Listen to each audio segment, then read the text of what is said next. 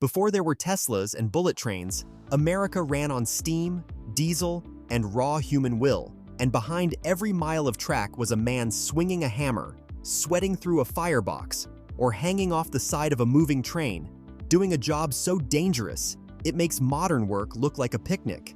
By the late 1800s, over 25,000 railroad workers were killed or injured annually. And it wasn't even the most dangerous era. Trains moved through mountains, across deserts, and deep into wilderness where no road had gone before. Railroads connected coast to coast. They carried timber, coal, cattle, mail, and entire towns. But behind that progress was a machine that needed constant tending, and it chewed people up to keep running. It had no form of safety regulations or health insurance. So let's pull back the curtain on the 20 deadliest, most jaw-dropping railroad jobs that no longer exist today.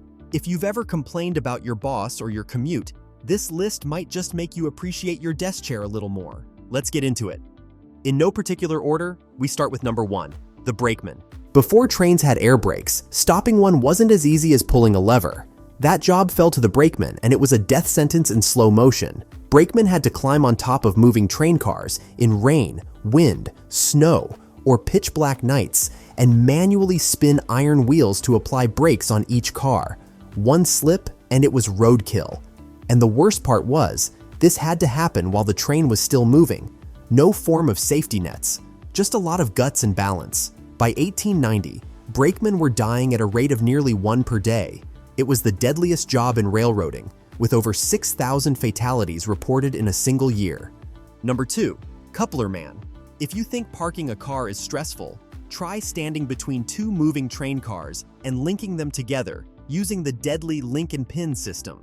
This method required someone, usually the lowest paid guy on the crew, to guide a heavy iron pin between the cars at the exact right moment. For this job, losing fingers was considered lucky. Losing your torso was even more common. Link and pin couplings caused nearly half of all railroad injuries in the late 19th century. Thousands lost fingers, arms, or their lives. Number 3, switchmen. When a train needed to change tracks, someone had to throw the switch. But back then, switches weren't electric or automatic. A switchman had to walk alongside the tracks, yank a massive iron lever sometimes frozen solid, and hope he didn't get caught between fast-moving wheels or slip in the muck. These guys worked in all weather, in the middle of nowhere, and were always one bad decision away from getting flattened. Switchmen regularly ranked among the top 5 most injured rail workers, and many were crushed while switching in low visibility or icy conditions. Number 4, Dynamite Man. To carve rail lines through mountains, somebody had to set the dynamite, that someone was often underpaid and barely trained. This job meant drilling holes into rock faces, stuffing in explosives, lighting the fuse, and hoping the blast didn't send shrapnel or boulders flying right back at you. They worked with unstable nitroglycerin and black powder, often without protective gear, and were exposed to extreme conditions, including freezing cold and high altitudes.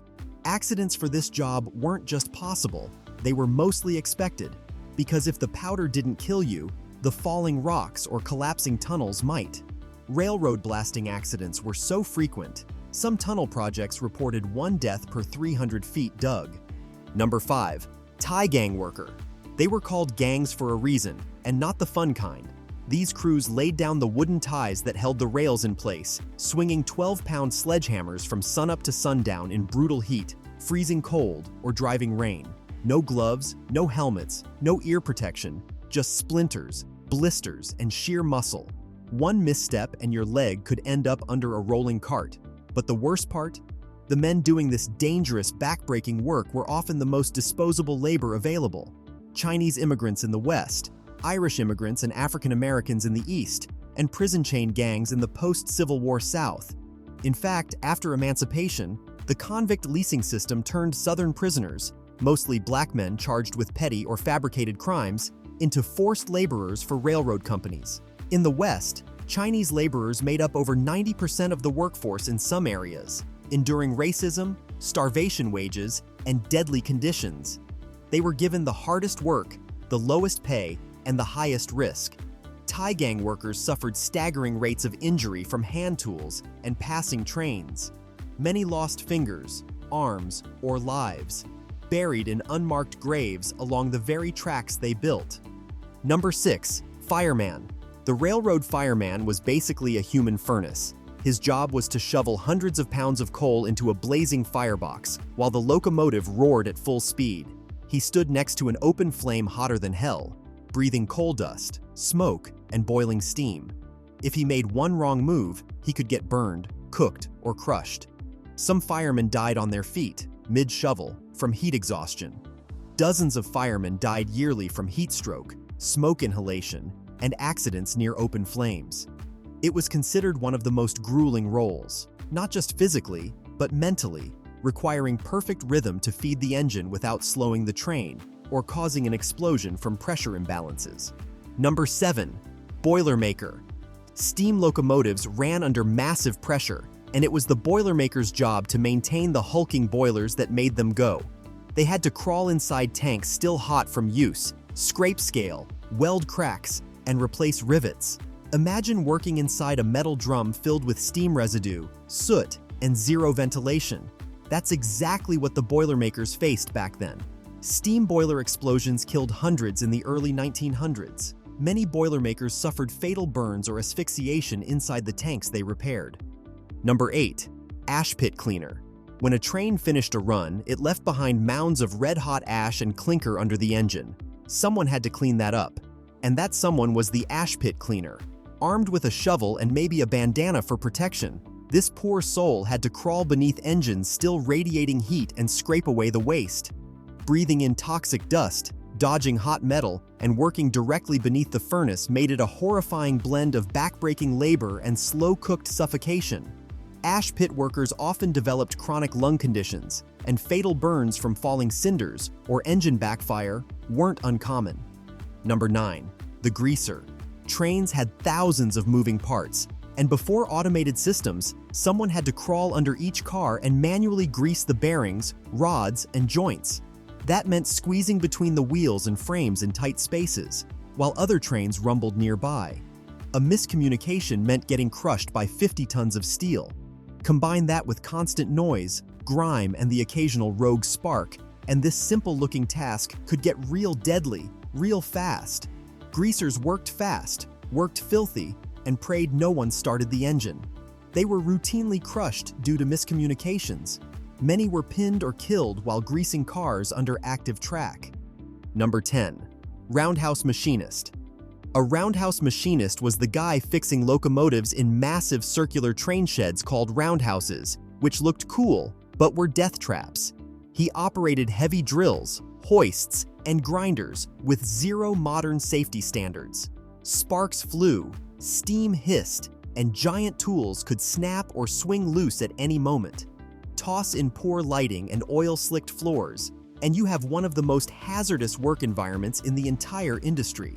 Between falling equipment, burst steam lines, and spinning machinery, roundhouse injuries were frequent and sometimes fatal.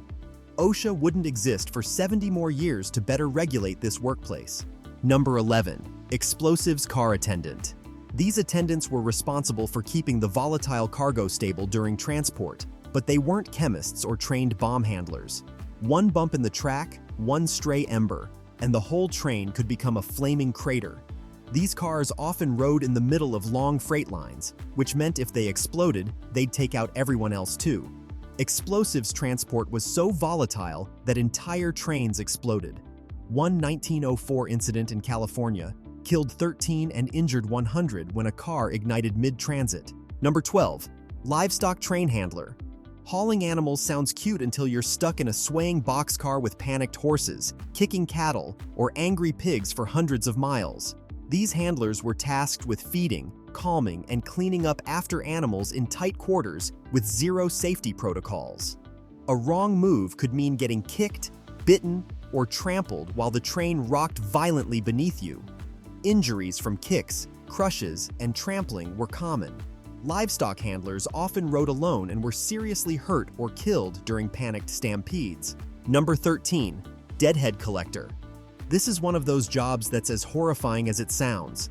After a wreck or derailment, someone had to go out and collect the bodies. That's what the deadhead collector did often alone, sometimes days after an accident. Imagine walking through twisted metal, smoke, and wreckage looking for remains, knowing some of the corpses might be co-workers or friends. Railroad companies rarely recorded these deaths, but internal accounts describe this as the most psychologically traumatizing role, especially after multi-fatality wrecks. Number 14. Brake tester.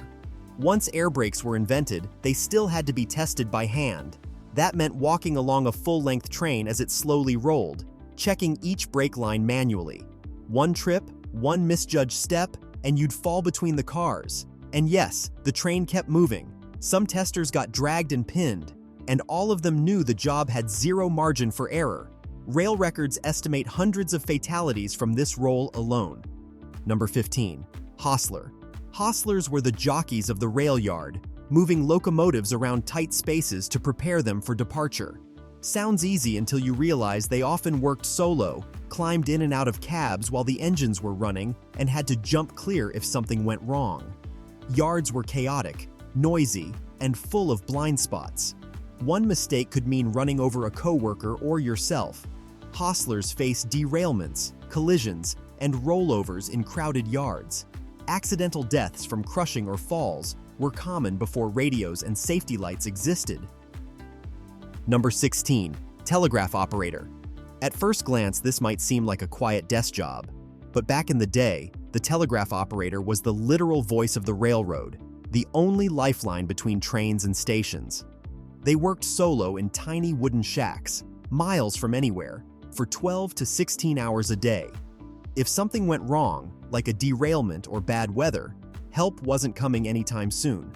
Northern rail operators occasionally froze, starved, or died from illness with no backup.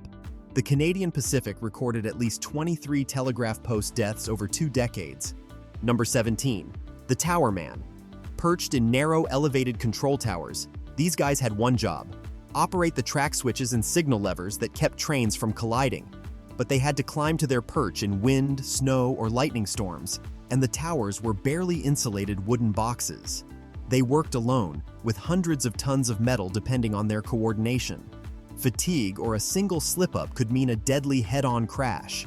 Switching mistakes by towermen led to catastrophic wrecks, like the 1918 Nashville crash that killed 101. Fatigue and outdated systems made the job brutally high stakes. Number 18. Depot Agent. The depot agent wasn't just selling tickets, he was also the telegraph guy, the emergency responder, the baggage handler, and sometimes the postmaster all at once. Many worked in remote stations without backup. If a train derailed nearby or bandits came through, they were on their own. Robberies, fires, animal attacks were documented, and this was far more Wild West than customer service. Depot agents in remote towns were often the only target for bandits. Many were killed defending the post. Number 19. Water Tower Climber. Steam engines needed tons of water, and those massive towers didn't fill themselves. These climbers had to scale rickety ladders, often during storms or in freezing temps, to check water levels, clear blockages, or repair leaks, all with no safety harnesses. Missing a step meant falling to their death, and when the tower iced over, it literally was good luck holding on. Climber deaths were common in winter and often unrecorded. It was considered just part of the job. And finally, number 20. The Tunnel Watchman. When trains passed through long tunnels, there was always a risk of derailment or smoke suffocation. The tunnel watchman was stationed inside or near the entrance to make sure smoke didn't build up, collapses didn't happen, and that no one passed out or died mid-transit. Sometimes they had to crawl into the smoke-filled darkness with just a lantern, hoping the train was clear or that another one wasn't coming. It was claustrophobic, toxic, and extremely risky. Watchmen were known to die from smoke inhalation or tunnel collapses. In one 1912 incident, a tunnel gas buildup killed 3 and injured 7. And there you have it, some of the most dangerous jobs on the railroad that nobody does anymore, thankfully. These weren't just jobs, they were survival. So the next time you see a train, remember the lives and limbs laid down to make it run. If you thought today's work was tough, imagine doing these without any safety gear or modern tech. Hit like if you learned something new, drop a comment telling us which job shocked you the most, or if we missed any. And don't forget to subscribe for more crazy train history you won't believe actually happened. Thanks for watching.